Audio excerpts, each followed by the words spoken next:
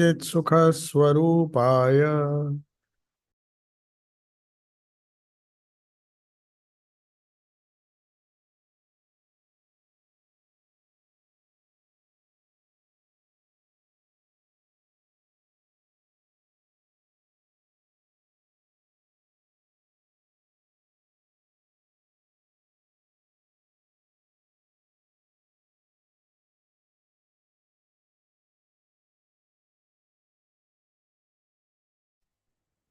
Irrespective of our ethnicity, our religion, our creed, or even the age in which we live in, eternal implies that if the inspiration has to be eternal, there should be something eternal about the person who is capable of inspiring others eternally.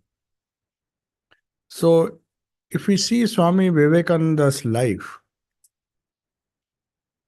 especially his contact with his Western disciples, I'm specifically focusing on the Western disciples because in the East, Swami Vivekananda's inspiration, especially to the youth, is taken for granted because there's not a single facet of life which Swami Vivekananda has not inspired, whether it is spirituality or even economic growth.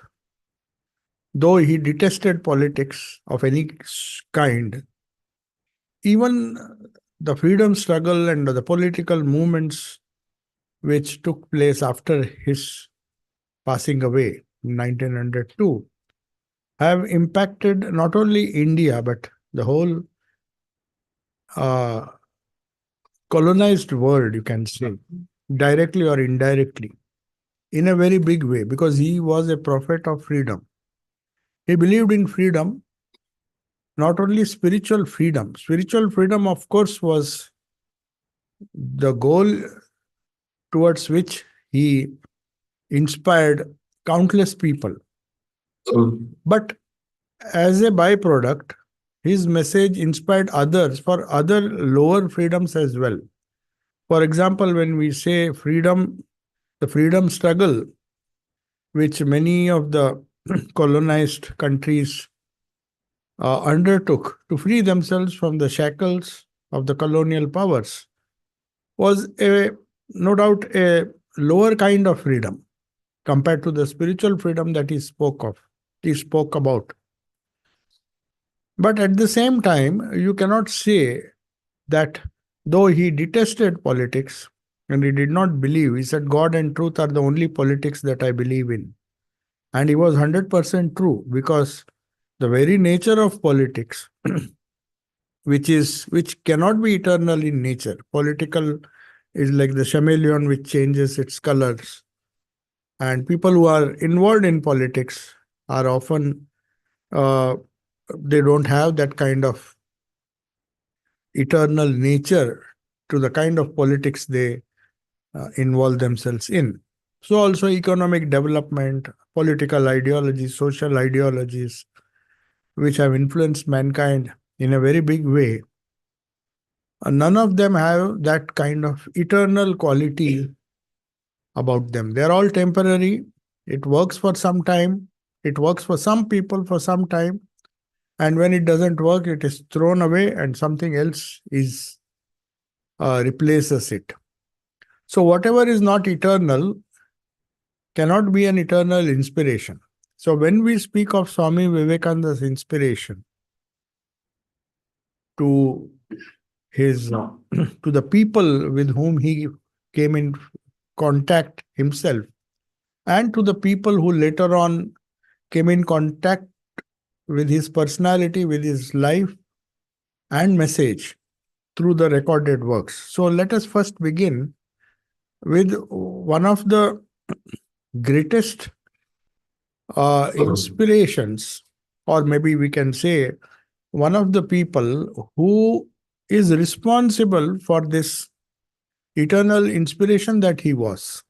Because Swami Vivekananda, his personality apart, his life apart, his message was practically message conveyed that uh, conveyed those eternal universal values, which in those days came as a solace to a very broken world, a world which was in, uh, as Samuel Huntington says, the clash of civilizations that was going on throughout history. And it reached its culmination just before Swami Vivekananda went to the West. Of course, it continued. The after effects of that clash resulted in two world wars, which divided the world like never before. Because of with the progress of science and technology, the political forces aided with the fanatical religious movements uh, did not help. That science and technology, which was supposed to benefit humanity, was used for purposes other than that which the scientists had aspired for. So, Swami Vivekananda came at a very critical juncture in world history where these eternal values alone could have saved or would be a solution to the strife-ridden, divided world that we found during his when he came to England, for example. There were so many movements going on here, especially the distinction between the gender bias, the gender inequality was one of the greatest issues that England of those days, uh, the English people, and also the Western people in general, European people as well as Americans were facing. That was a very big issue. It influenced politics like never before because women who were always at the receiving end, and history was not very kind to women. So they were fighting when Swami Vivekananda came here. The quite a few disciples who were already fighting for women's rights, whether it is voting power or some share in the socio-political sphere where they felt that they could contribute as much as men.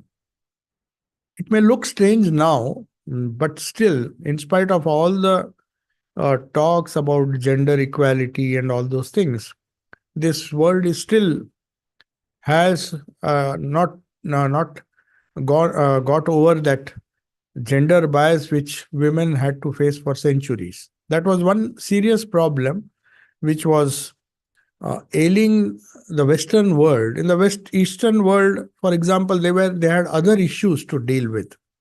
Women's empowerment was not a big issue because, first of all, slavery was something, or colonial powers to get rid of their shackles. That freedom was more important than the of freedom for women, the rights for women. So you see, when Swami Vivekananda came to America and also came to England and spent almost 300 days here, he was confronted by people who were fighting for their rights, some kind of equality.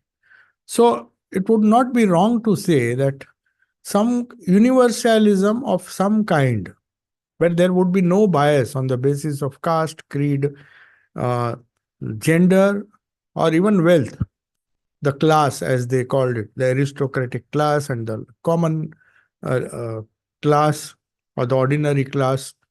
So these distinctions were causing a lot of strife, political turmoil, which resulted in so many wars and so many things were happening. And in that uh, in that atmosphere, when he came to the West, and when each one thought he had the solution. For example, some of Swami Vivekananda's disciples who were very young and very promising, they were involved in this, especially Henrietta Muller. So I'm just focusing now more on the English disciples, though he had quite a few American disciples also. But the contribution made by English disciples to uh, give the world that eternal inspiration is worth noting because that is the important part of the life and message of Swami Vivekananda. England played a major role, and he predicted that because in those days, uh, there were many countries. English was spoken in most of the countries that were colonized by England, and England had a so many as a colonial power. It had its influence on many countries. So Swami Vivekananda found a very fertile atmosphere here, a very fertile place where he believed that these eternal values, the eternal inspiration that has to go to the masses, that has to, if civilization has to be saved, should be given here, the heart of the English uh, colonial, I mean, you can say the colonial power. They practically ruled so many countries, and English became a medium of communication for these countries. So, by sowing the seeds of eternal universal values in this country, he believed that it would spread fast, and perhaps we can hope for a better world. So that is his idea. So the eternal inspiration, if Swami Vivekananda is an eternal inspiration, it is to a great extent due to some of the Western disciples who played a very major role, though it is not highlighted so much. It's not highlighted because there are many other people or many other personalities, both in the East and the West. The West, in those days, I mean America also, who have played a major role. They had different roles to play in Swamiji's life. So let us come to the first person who I think has played such a major role in spreading the eternal inspiration. Swami Vivekananda, the eternal inspiration, when we speak of his teachings, his utterances, which could inspire, you can imagine, even when we read it, as Roma Rolla says, when he wrote that book, it was 30 years after Swami Vivekananda passed away, the Nobel laureate who wrote Swami Vivekananda's biography in French, which was translated into English. Roma Rolla says, even now, when at a 30 years distance, when I read these very powerful, inspiring words, which 30 years have already passed, and I'm recording these things and I'm reading these things, I'm getting a kind of electric shock. So you can imagine what would have happened to those people who came in direct touch with him, direct contact with him, how much more they would have been inspired. Because even after 30 years, that power to impart a sense of universalism, a sense of eternity. So let us come to the first person. There are innumerable persons who are inspired by him. So when we talk of Swami Vivekananda as eternal inspiration, there's one person who stands out, and he was practically, by the standards of spiritual life, he was not a person who was considered to be spiritual when he came in touch with Swami Vivekananda. His name was Josiah Goodwin. He was an English disciple, hardly 27 years old. And though his father, he learnt shorthand uh, because his father was a very good at shorthand, and he acquired that skill. But he was not a steady person. He was more like a vagabond moving around. Went to Australia. He just used to board. He was so whimsical. You just board a ship and go and explore, and very adventurous. And nothing was certain in his life. So such a person, if he can be of such immense value to the inspiration that has come down to us, he played a major role. This Goodwin, when he was moving around different continents, different countries, if you read his life, there is a brief life of J.J. Goodwin. And my dear Goodwin, as Swami Vivekananda used to address him, that's the name of that book. So that Goodwin, at the age of 27, he comes in touch with Swami Vivekananda in New York accidentally. He was not by any standards, a spiritual aspirant, nothing to do with spirituality. So that shows how much inspiration Swamiji could convey just by his touch or just by his proximity. So when the disciples of Swami Vivekananda, Josephine MacLeod was uh, of Scottish origin, but she lived in America, a very wealthy lady.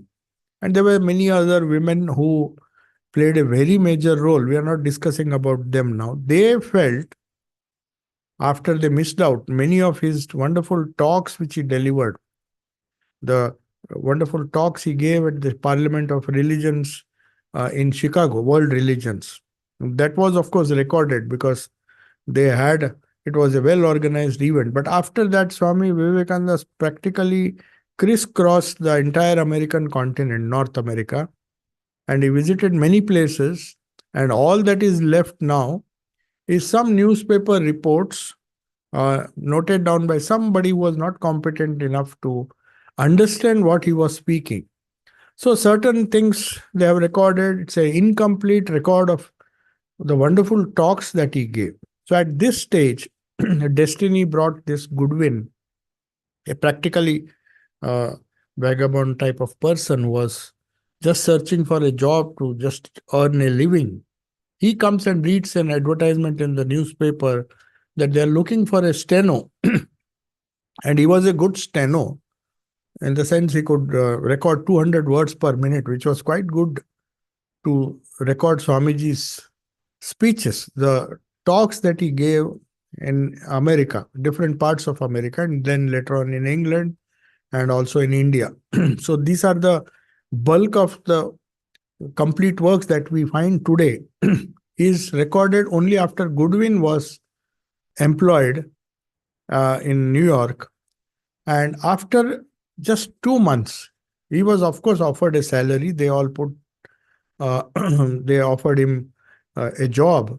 So he began his service, if you may say so, by taking a salary. But after a few months, he realized that I'm in the company of a person who is so inspiring, who has dedicated his whole life to humanity. So the least I can do is not take a salary and just work for free. So after that, he refused to take salary. But of course, he became part of that group, the disciples of Vivekananda, who helped him not only in America, but after he came to England, he was invited by Henrietta Muller and some other people.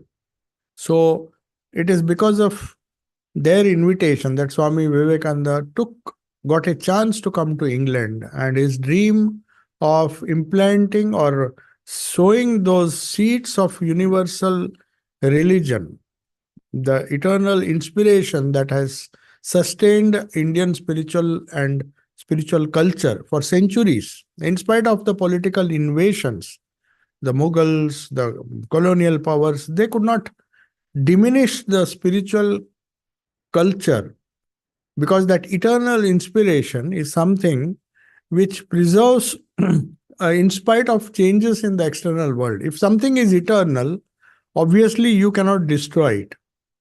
So spirituality or spiritual values, whether it is Hindu spiritual values, Christian spiritual values, any prophet who speaks of eternal values, and the people who follow those eternal values, they cannot be destroyed. Their ideas cannot be destroyed, because if it can be destroyed, it is not an eternal thing. Politics has a life.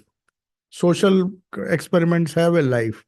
All the different isms, we have this communism, so many isms have been discovered. They all work for some time. They have their impact on people for some time, but then they are not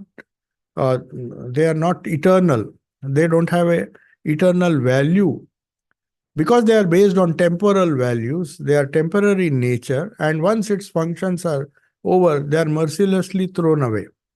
Take, for example, Rome. Rome thought the whole of Roman Empire, which was built by political power, by military power, No doubt it was a great achievement in those days.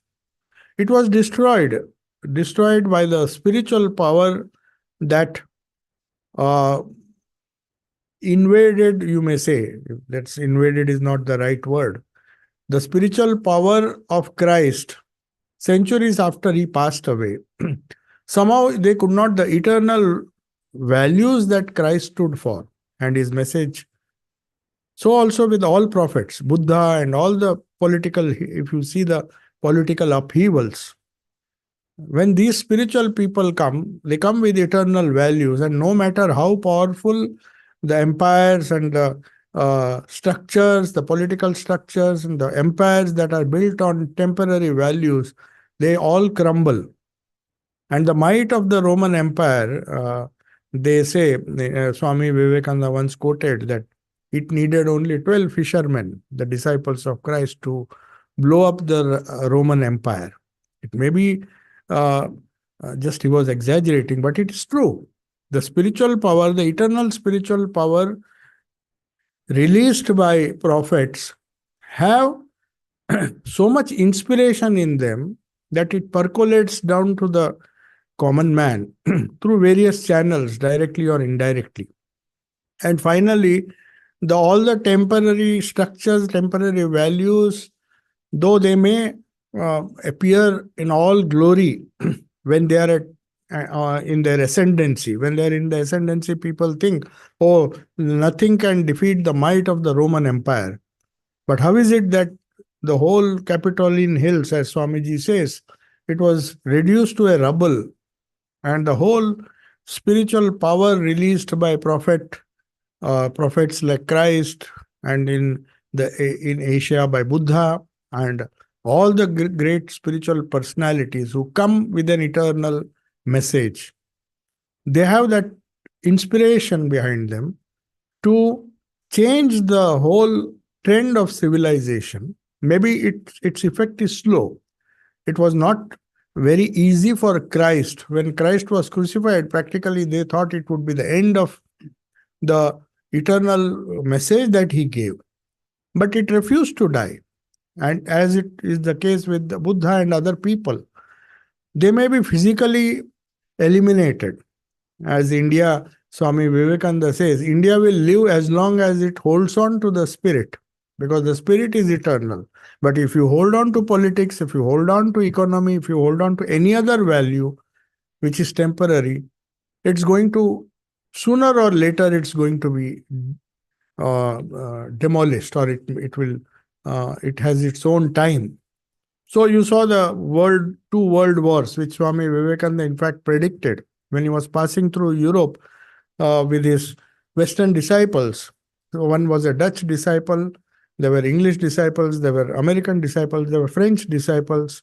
So they all were traveling through Orient Express, the train which is still, it's a famous train which goes from Paris to Constantinople in those days. So they had the opportunity to visit each country, and Swami Vivekananda made some wonderful remarks about each country through which they passed. They visited some of the capitals of these countries. Everywhere they had the option to get down, visit that country, see some places, and again board the next train, the same Orient Express. And that is how he commented at the end of the European tour, that he says, I see Europe is sitting on the top of a volcano. And unless it does not take to spiritual ways, by spiritual ways, he meant the essential message of Christ. And he was not afraid to say that you people, in the name of Christ, you have to go back to Christ. You are not Christians. You have to go back to Christ. What he meant was, go back to the eternal values that Christ spoke of, not the organized structure that has come after he passed away. The structure may be important, but that is again temporary. It's only the eternal values that came from the heart of these prophets that are sustained. And the more we hold on to that, the more civilization progresses. So Swami Vivekananda, when he came, I'm speaking of an incident because it's part of the eternal inspiration that he was. A few miles from here in Pinckney's Green, one day he was, it has been recorded, it is just 7 miles from here. There's a house known as Mead House, Maidenhead. And if you go there, the house is still there, fortunately.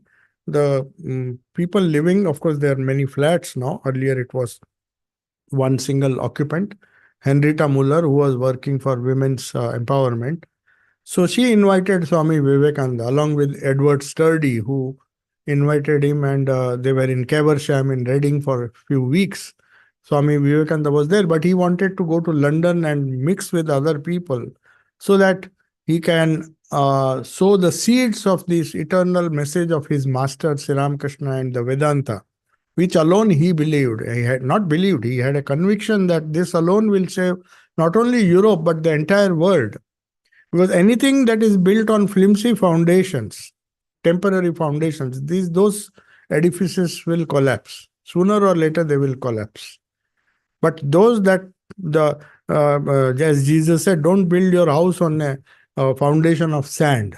What he meant was, uh, you cannot have eternal values on a flimsy foundation of sand. It needs a rock. If your message, the eternal message, has to be rock steady. So that's why he said God and mammon cannot go together.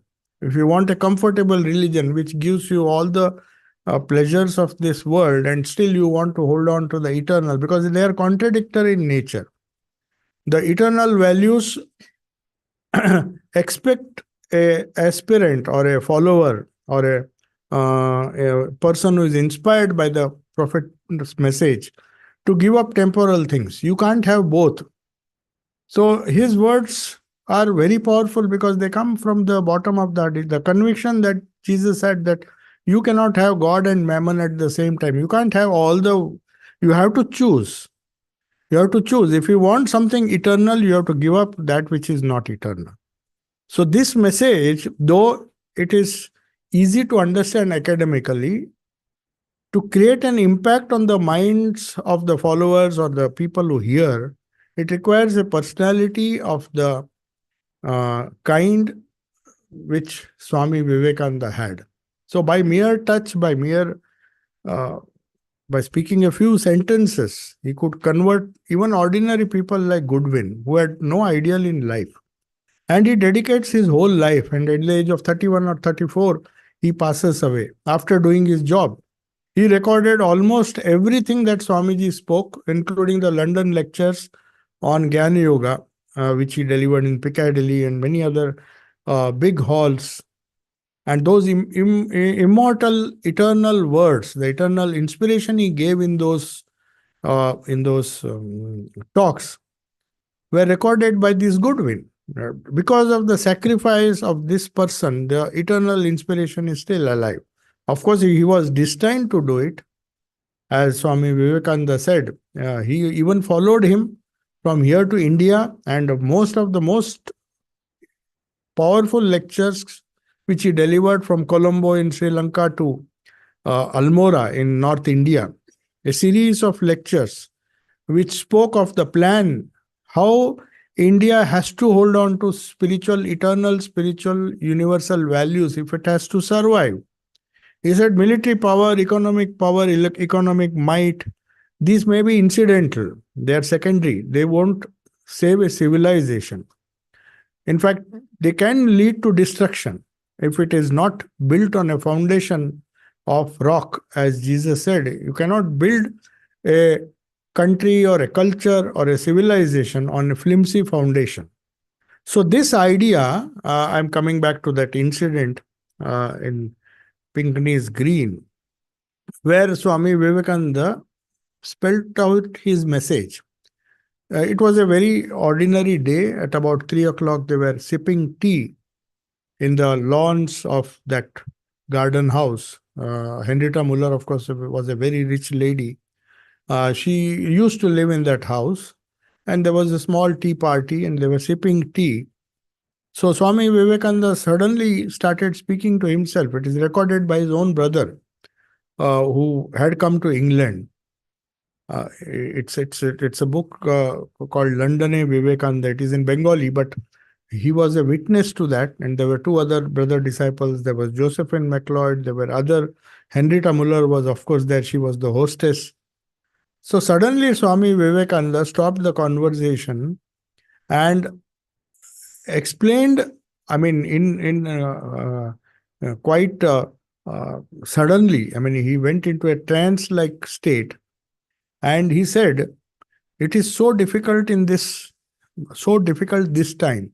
People, they could not understand what he was meaning. What was difficult? Because he had just begun his English work, his ideas, the spread of ideas, and his talks and all London talks came much later. This was just before even he ventured to speak to intellectuals like Margaret Noble and so many other people. Even Bertrand Russell was there. So there were many other important people whom he met much later. But here he was as if trying to say something which came from a very high inspired state of mind when he said, you see, civilization has to be turned upside down. What he meant was the civilizational values that are sustaining Europe will not allow it to survive. And he said Europe is on the top of a volcano. And you see, within a few years, he said this in sometime in 1895, 96, and the First World War and the Second World War, there was so much of devastation because of uh, placing faith on temporary values, forgetting the eternal values which had spread throughout Europe, England, and all other by the spiritual inspiration of Christ. So also in other continents, the spiritual inspiration of Buddha, the spiritual inspiration of Krishna, Rama, and all the spiritual personalities, if it is ignored, it is at one's own peril. Swamiji says, if India ignores its spirituality, it will vanish in 3 generations. That's the warning he gave. Said if India has to survive, it has to base its civilization, its culture, its very existence has to be built on spiritual values. And if it is not done, it will be wiped off from the face of earth. There were tremendous statements to make in that age when people were not even uh, thinking of India as an independent country. Everybody thought that we don't know when we will be politically free. Forget becoming a world power or anything else. Political freedom was uppermost in the minds of the younger people. They said, first, let us be free. Let us be free from poverty. Let us be free from all the things that are going on in the subcontinent. Then we'll think of higher spiritual values. But Swami Vivekananda said exactly the opposite. He said, if you are surviving, even under dire circumstances, with foreign powers ruling you, the Mughals for 700 years, the British for 300, almost 3 to 400, 200 years, it is still, as a country, you are surviving only because you have held to the eternal values. The moment you let go of those eternal spiritual values, you will vanish from the face of the earth, like many other countries, the Greek civilization. He said, where are the Greeks now? Once upon a time, there was not a single country, at least in Europe and the western part of the world, which did not trace its inspiration to Greece. The progress made by Greece, the contribution made by the Romans, the politics, administration, democracy, and all those things. So, where are those cultures now? These things, if they are built on flimsy foundations, they are bound to end. So that is the eternal message he gave.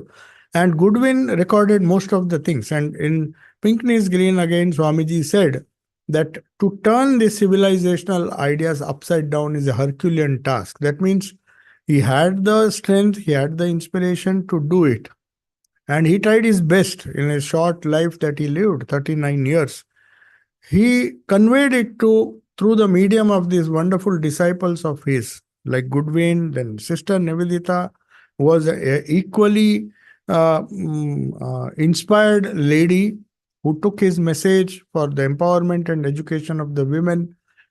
Of course, she worked in India, but definitely her impact was felt all over the world. Even today, if you see the values that she stood for, the understanding she had of both the East and the West, and especially her understanding of the eternal nature of the Indian values, the so called Sanatana Dharma, which she says, and the way she has understood it, it's doubtful if even Indians understand what she understood in the brief life. She lived there hardly for 11 years. That was the brief period in which she tried to inculcate those values and give it to the girls. The experiment which Swamiji wanted her to make to convey these ideas, especially to the women, because he believed that without giving proper attention to women, half the population of the world will not be empowered, and a world cannot uh, survive, or for progress you need equal opportunities for men and women. This he said when you could not even speak of voting rights for women. In fact, in one of the events that he participated, that is in July 4th, there's that lady who invited him. She once stood. If you see the biography, it is known as Chancellor's House. It's very near Hyde Park. There was a big event on 4th of July where this lady, I just forgot her name, she was married to a British gentleman. She was disgusted. She was an American, and she was a women's right activist. And she found some flaws in the US Constitution, that a woman can stand as a candidate. She stood, in fact, though she lost the election, as a candidate for the president of USA. But strangely, ironically, the Constitution didn't allow her to vote. She stood for a post in which she herself could not vote. So she pointed it out, and then she came here. And so there was this idea that people were searching for something eternal, which was not narrow, which was not restricted by social customs, by orthodox beliefs, whether it is religion, whether it is social experiments, political experiments, which people did, where the men monopolized the whole thing. But that is just part of the whole problem. So Swami Vivekananda said, when he came across these activists who were very much influenced, they thought Swamiji would help them in this political activism.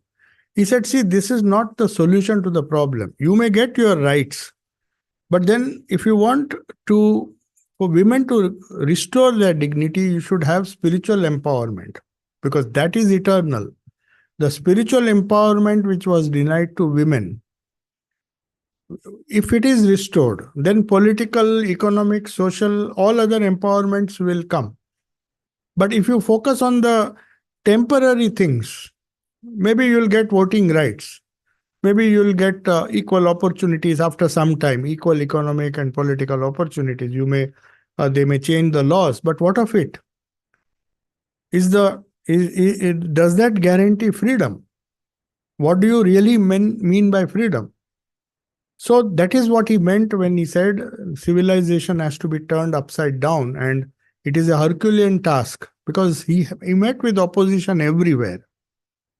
Not only from men, when he spoke of women's rights, he spoke of spiritual rights. Even in India, when he went back, his desire was to start a monastery, an organization for women, where women will decide what their future will be. They will have their own organizational hierarchy, something like a pope, a woman pope, which you cannot imagine in Vatican. If somebody says tomorrow, if you can, a woman become a pope. He tried something which was absolutely unacceptable, even not only here, but even in India, where they spoke of universalism, but in practice, women were denied so many things. So he was more concerned about the denial of the spiritual heritage, spiritual culture to women, which make them inferior to men. So his idea of women's empowerment, which was inspired by a wonderful life of Srima Sharda Devi, whom he considered to be a center around which the spiritual center around which all the spiritual movements would be organized. So he faced opposition when he went. Obviously, he could not get even land to start a monastery for men, leave alone women. He had to struggle. It was because of the generosity of Henrietta Muller, who gave money to. She was one of the uh, people who were inspired by Swamiji because she hosted Swami Vivekananda. Obviously, that had a great impact. And she donated the entire money to buy the Belur Math land, where the headquarters of the Ramakrishna movement you'll find. So it was these individuals. So Swami Vivekananda's eternal inspiration percolated through a few selected individuals. And though they were few in number, of course, there were many whose the inspiration which they got has not been recorded, because everything is not recorded. Only the few people who came in touch and whose incidents, whose reminiscences, his utterances, they were recorded. That's part, maybe 10% of what he spoke. So he has inspired people. He was an eternal inspiration for a lot of unknown people whom he influenced, but they are not documented. They're not. So he is an eternal inspiration because he spoke of spiritual freedom. So Josephine MacLeod said something wonderful. She was just a very materialistic, very rich lady, aristocratic lady with lot of wealth.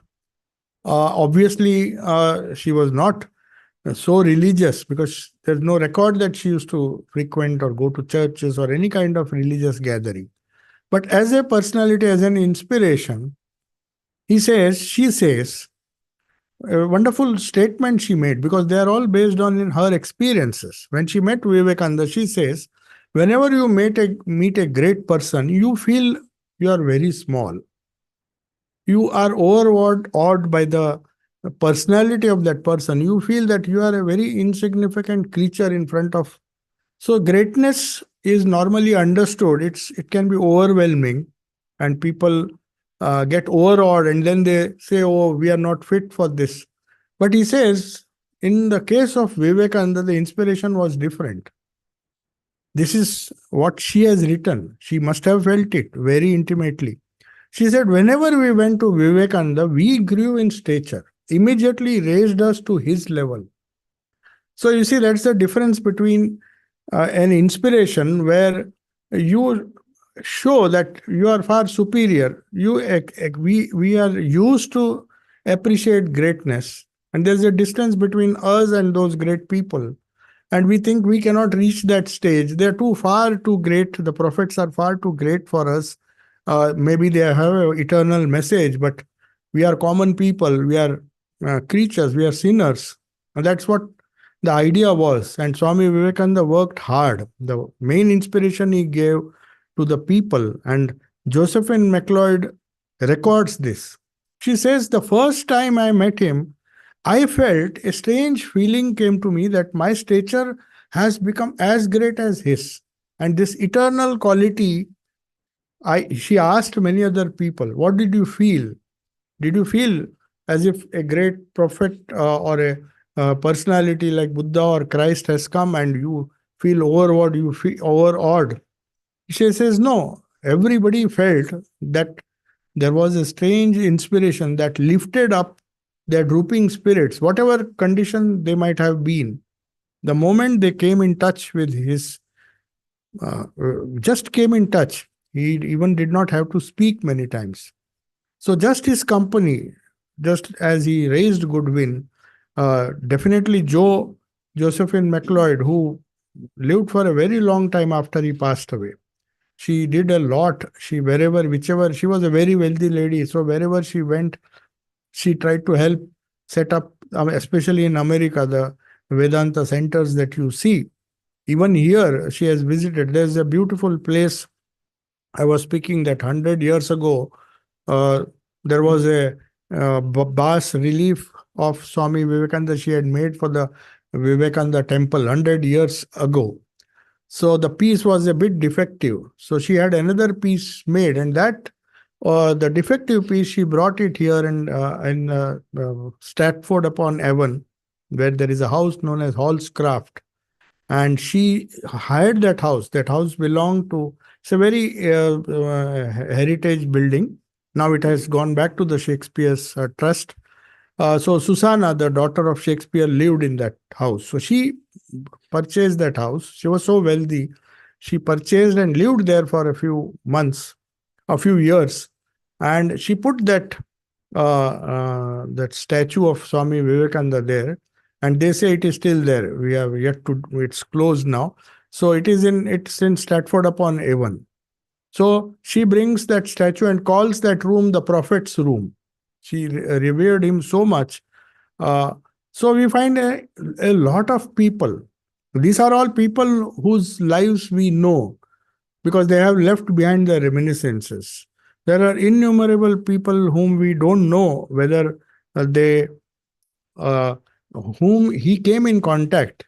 In fact, he says there were so many people meeting him every day. In fact, the crowd in Princess Hall in Pimlico, where he delivered, sometimes the crowd would cross 1,200 people. So there would be a lot of people where he delivered his famous Gyan Yoga lectures. So naturally, he influenced a lot more people. Many of them whose lives were silently transformed. We don't even know because they are not recorded. But of the few that are recorded, they are themselves, these lives are extraordinarily inspiring. And that gives us a glimpse of the eternal inspiration that he was. A chance meeting, Margaret Noble, who was searching for something eternal. She had very well versed in Buddhism, Christianity. Her father was a priest in Devon, Torrington. So there were many. She was searching for something tangible, something that would make religion a matter of experience, a matter of inspiration. She was not getting inspiration from theology by reading books. So she was searching, only a spark needed to be ignited. And that spark she got in St. George's Drive. One evening she was invited in a small parlor meeting. Swami Vivekananda had just shifted to London from Reading, and a few days in Maidenhead. He decided to go to London, so they hired a house. And in that parlor, Sister Nivedita comes, who was known as Margaret Noble. She was already a very accomplished lady, though she was very young. She started so many experiments in kindergarten with the help of Montessori, using the Montessori method. And she was running her own school in Wimbledon. But she suddenly happens, she was in search of something tangible, some inspiration which will make religion tangible, which will make religion a reality for her. She was fed up of all the academic uh, things that she read. She was well versed in Buddhism, as I said, and she had read the Upanishads, some idea of Hindu religion also she had. She had read Christianity, Judaism. Theologically, she was very sound, but that is from the academic point of view. But the moment she came to this parlor meeting, and she was just inspired so much that then she never stopped coming. And that transformed her whole life. That within a few months, when Swami Vivekananda just proposed his plan of education, of empowering, spiritually empowering women through education, through basic education, and then through combined with spiritual education. So he just spelled out his plan, his dream. It was not even a plan because he himself did not have money to start his own organization. It was still in a infancy. He was just wandering, uh, getting some money which was used for his own uh, stay here. Most of the places where he stayed, he paid his own rent. So whatever money he got, most of it was used for procuring food and feeding. And then some of the donors, of course, the devotees were disciples used to contribute, and somehow that group moved from place to place, normally within London. So most of the places are still there. There are more than 45, 44 places where he stayed in London, and more than 40 are still in the same shape. Though the interiors have changed, the buildings are there, everything is there. It's the touch of Vivekananda is still there, even if you visit those places, whether it is Wimbledon, whether where he stayed in several places, he had to stay. But he started giving inspiration to a young group, a small group, in the parlor of 64 St. George's Street in Pimlico, where that building is still there. There's a blue plaque. English Heritage has put a blue plaque there. So that is the place where he inspired at least one great lady who later on became an inspiration for numerous Indian people, both men and women.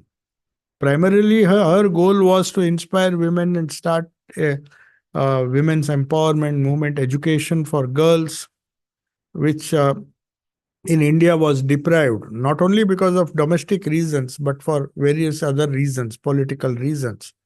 So, education was denied, not only to women, but also to men, because that is how the colonies sustained themselves. All the education was, even people had to come to England to get even a decent law degree in law. Mahatma Gandhi and all, you see, all of the freedom fighters had to come to England because there were hardly any colleges in India. Education was not given that kind of priority. So to work in that situation, especially among girls, the condition of men was deplorable.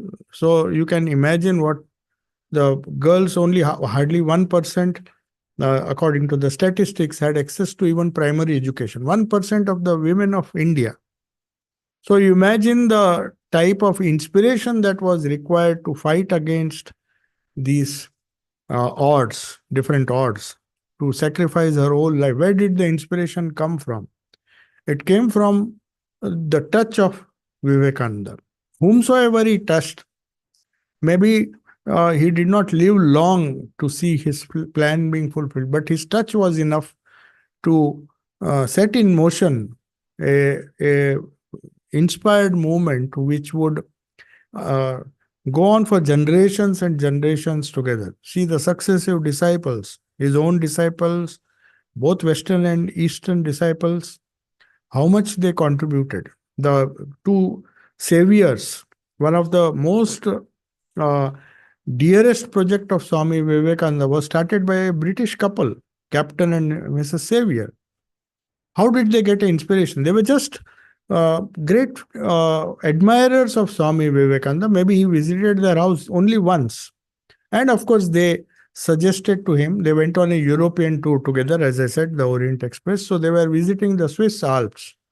And one casual utterance, that is what inspiration does. One casual utterance of Swami Vivekananda, that I want a whole monastery based on Advaita to be built on the Himalayas, because the vision, the beautiful Swiss mountains that he saw, the Alps, the ice peaks, that reminded him of Himalayas. Said, we should have a center there on the top of a hill, a whole hill to ourselves.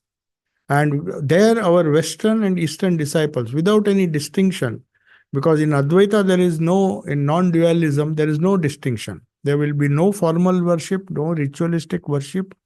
Pure religion, pure spirituality will be practiced, irrespective of one's nationality. There won't be any borders there. It's a borderless ashrama he envisaged. So he just casually mentioned. See, it's you can understand the impact of his words. One casual wish that he expressed, this couple, both Captain and Mrs. Xavier, comes back, and in Finchley they had a big mansion. They sell it without a second thought. And then they come to Swamiji and said, here is money for your dream project. So we'll find a place in the Himalayas. He was shocked. How can somebody do this? I mean, that is the nature of inspiration he could give them. So he goes there They go there, the couple, Xavier couple, Captain Xavier, they were quite older, much older than Vivekananda. They were retired. He was a retired army captain. So they went there, identified a nice place which is now known as Mayavati, and they built that monastery. She herself stayed there, this lady, old lady. So much of courage, so much of inspiration she got from Vivekananda, because Vivekananda was busy with his Belur Math project.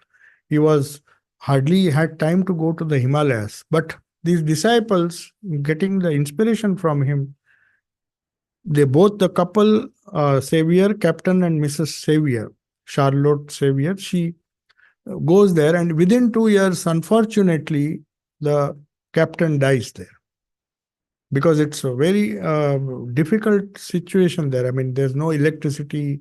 They had to face so much of trouble. And Swamiji was worried, though this couple was inspired, the husband dying after 2 years, and that lady alone in a jungle infested with tigers. That's the a zone where Jim Corbett Park is very near. So the man eaters of Kumaon is a famous land, and there a old lady who has just lost her husband and stays there. So what kind of inspiration he must have given? Swamiji even comes to her and tells, you please go back to England. You should not be staying here alone. But she says, no, I have come for a mission and I will build this monastery here. And she stays alone for 30 years. Alone in the sense, uh, she was the only British lady who was there. All others were Indians who helped her to build that monastery brick by brick. She ran the Prabuddha Bharata, the magazine, published all the books which Goodwin had noted. Everything, the whole complete works is available only because of this lady's hard labor. So you can imagine the inspiration. Just one casual utterance made in the Swiss Alps inspires a lady who, even after the death of her husband, just carries on with so much of tremendous grit and tremendous strength, courage.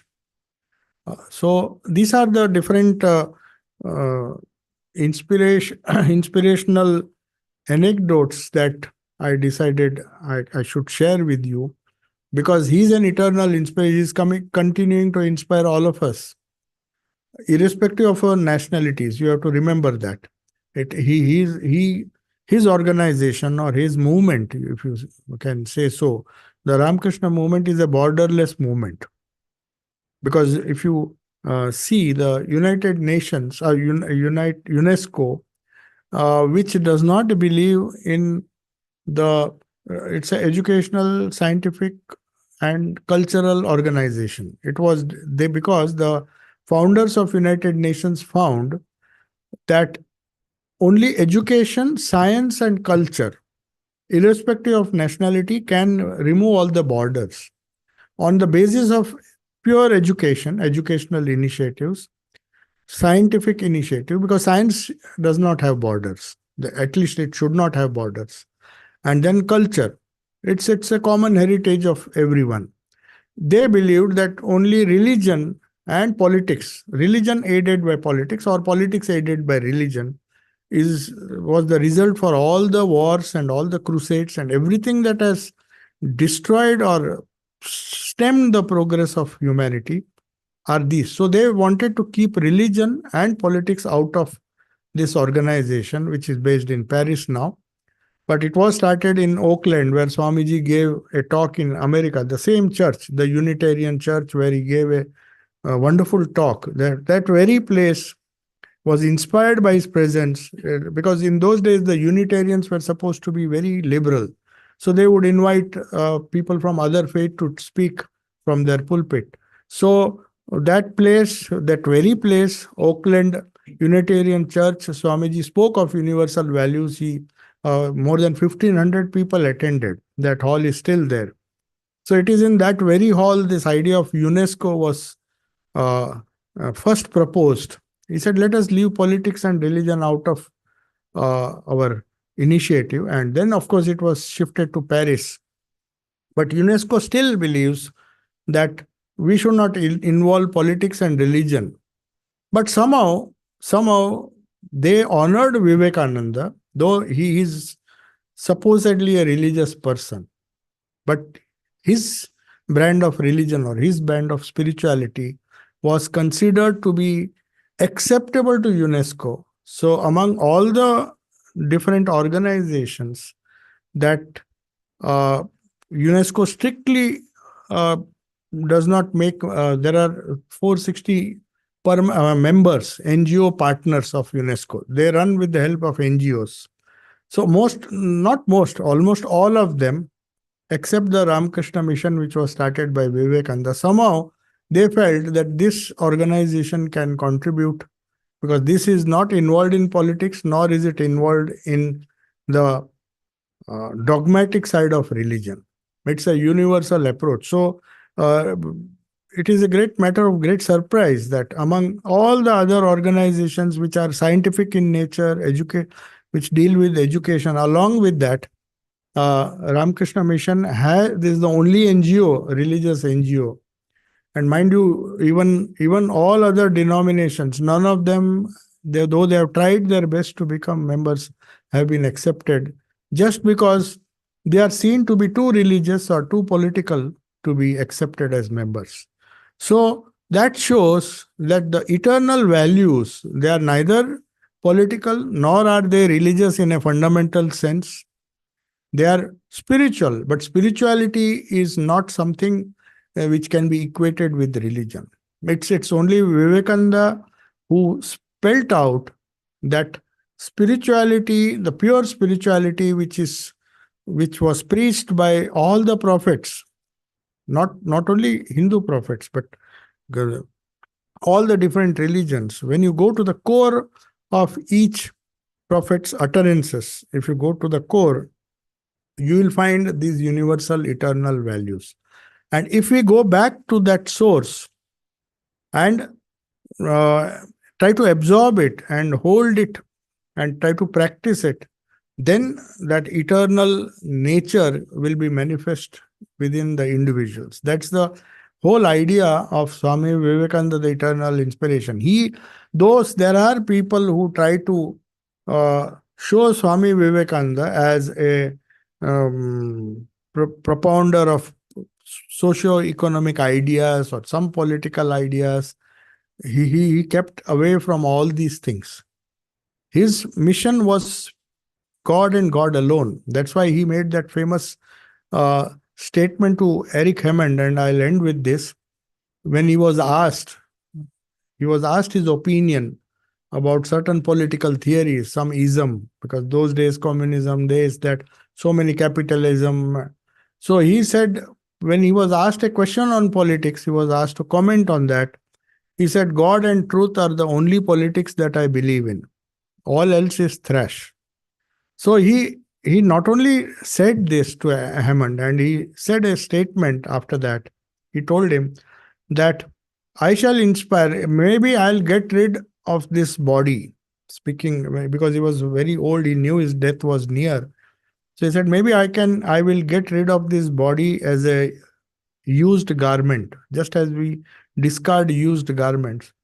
But he said, I shall continue to inspire men everywhere till they know that they are one with God. So that is the only inspiration Vivekananda will give us. If somebody tells that he gives worldly inspiration, you don't have to accept it. You should not believe it. It is harmful. He cannot but give only one inspiration, and that is spirit alone will survive. And for the survival, he made that famous statement. When somebody asked him, well, how do you define civilization? Is it economic progress? Is it social progress? Is it political power, military power? How do you define civilization? So he gave a very simple definition. It is a progressive reading. See, here's the wonderful English that he used. It's a progressive reading of spirit into matter. The more you read spirit into matter, the less material you are, the more spiritual you are more civilized. It's a very simple definition. And he said that because if you see the book which I referred to, Samuel Huntington's book, the clash of civilization. They always think of civilizations as clashing with each other. Oh, this is the Middle East civilization, this is this Jews, and they fight with this. So civilizations are understood in political, economic, or social terms, or historical terms. But Swamiji's idea of civilization is that civilization alone will survive, which manifests the most the spirit more. So all the prophets said the same thing, but he spelt it out very clearly, saying the spirit alone, if holding on to the spirit alone, spirit means pure consciousness, that which does not change, the eternal existence that sustains us. There's something eternal about human nature, which he pointed out in all his Jnana Yoga, Bhakti Yoga, all the lectures. He points to that eternal divine nature, uh, opposed to which the temporary nature, the temporary identification with the moving things, changing things, ephemeral things, temporary things, which he said you have to be careful. Don't mix that with religion. If it is eternal, it will survive. It will survive for you as an individual. It will survive for that country which holds on to that. That country will become eternal. So when you hold on to eternal values, your society, your family, your group, or the people who follow those values, they will become eternal. Eternal in the sense, not that they will become, all of them will become immortal, but that continuity which the spiritual reality, the eternal reality, that inspiration is so powerful that it can inspire generations together, even after the prophet or the uh, Swami Vivekananda, in this case, has died. That's why he said, I may give up this body, but I shall continue to inspire. So today also, when we get that inspiration, when we think of his life and message, those eternal values which he spoke, which came out of his mouth, which were recorded by Goodwin and other people, they are still beckoning us, they are still inspiring us. So, in that way, even after giving up the physical body, he's still with us, that inspiration is still with us. And we can derive that inspiration if we just attune to that uh, inspiration in our own way. In our own limited way, we have to somehow connect to that inspiration, and that vast reservoir of inspiration which Swami Vivekananda was, even a few drops, even if we are connected, uh, we may not be able to digest the whole thing, but even a small speck or even a small drop of that vast ocean can give us that immortality, that can give us that eternal inspiration that he was. So I'll close. Om Shanti Shanti Shanti Hari Om Tat Sat Shri Ramakrishna Arpanamastu. So if there are some questions, yeah. Yes, Hari Maharaj, thank you. That eternal, permanent consciousness or Atma or Brahman or whatever word we use, that one needs to connect with, how can one actually realize or connect to it? Because it just seems very like out of Yeah, there are lots of techniques depending on which religion you belong to, or which the paths may be different, but the goal is the same. Whichever religion or whichever sect, I mean, we call them sects, but they have some eternal values which they hold dear to themselves, and they have certain techniques. So each one of those techniques, if they are proven by the lives of these prophets, you can follow. There's no specific technique. You can't just, because if it is eternal, it has multiple pathways. If you say only through this path you will reach the goal, there's something wrong. It's not eternal. Then it's limited. So Swami Vivekananda said the book of God is an open book. Its pages are still, there are many pages which have not been opened. So you can't say this is the only definition of God you should do, otherwise you are damned to hell. No, it can't be. It has to be open. It has to be universal. Because it is eternal, it cannot be limited. So there are each one of these techniques, each one of these prophets, Bhagavad Gita, the Bible, every eternal book or eternal scripture. If you go deep and take out the eternal sentences or the values from that and give up the things which are not relevant, you will find there is a path mentioned there. There are innumerable. How many paths do you want? Every path has is that's what Sri Ramakrishna said. Each as many faiths, so many paths. Joto mat, tato path. Every opinion or every path that has been given by a prophet is a pathway to that same eternal reality. So you can't limit it to one particular path. If you do that, then you are giving up the eternal nature of God. God is not limited like us. We are limited beings. So we have our likes and dislikes. We have our own path. But God's book is open. It's infinite. So we cannot specify one particular path. If I say this path is good, it would be you find out your own path. Swami Vivekananda, we thought he was one of us. Who?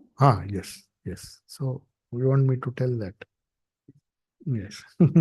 She pointed out, she remembered one incident, which also points out to the eternal nature. You see, when the eternal embodies itself, even Sri Ramakrishna said that when great prophets, with the eternal nature about them, when they become human beings, you tend to identify them with the limitations that they show. That's why people could not understand Christ. They crucified him. They thought they have killed him. They killed the body. They did not kill the spirit of Christ. You got it? Buddha, everybody died. Most of these prophets lived and died, but there was that eternal nature which they had manifested, which could never be killed. That is why it is surviving. The body died. Some of the other things, temporary things surrounding them would have perished, but the eternal value stayed. So Turiyananji was a brother disciple of Vivekananda who was sent by him to America because he said, my life is, he knew his life was short, so he wanted Turiyananji to establish a Shanti ashram, which he did in the vast woodlands where there was no water also. So that snake infested place, he started a Shanti ashram, which is still there, but even today, they don't dare to go there. There's hardly any water for miles. So it is so difficult to stay there. But that was the only land they got. And he was there. Suddenly he decided to come back to India because he was inspired by Swamiji. But at the same time, he was deep love with India and he could not stay long in America. So though he had a vision of Divine Mother asking him to stay on, just stay, said, why are you going back? But he even did not care for that vision and went back. And on the way when he was, in those days, the telegram would be delivered on the ships. Every port, they would get the telegrams. So the telegram told him before he reached India that Swami Vivekananda passed away. So he had brought a nice gold watch as a gift. Somebody had given him some precious things. So he was so upset that he threw everything into the Ganga in the ship itself. And when he went there, he realized when he was alive, he even ignored Swami Vivekananda. When he said, don't come back, he ignored him. Then he says, and when in Banaras, he was sitting in front of a pool with some fishes, and the reflection of the moon was there. A big, very bright moon was reflected, and the fishes were it appeared as if the fishes were trying to catch the reflection. So Turiyananji suddenly said, see, when we were alive, when Swami Vivekananda was alive, we just thought he's like one of us, maybe a little more talented. We did not know the type of inspiration that he was. So it is just like this. We just played with him like these fishes are playing with the the reflection of the moon, whereas the real moon is not reachable. So he gives that example that his inspiration was like the moon, whereas we were happy with the reflections and we gave less importance or almost thought he is one of us. But now, after his passing away, he suddenly realizes that he was far, far beyond what we could imagine him to be. And his inspiration was far, far more, it was eternal. But we thought it is a temporary thing like this reflection. That is what, isn't it?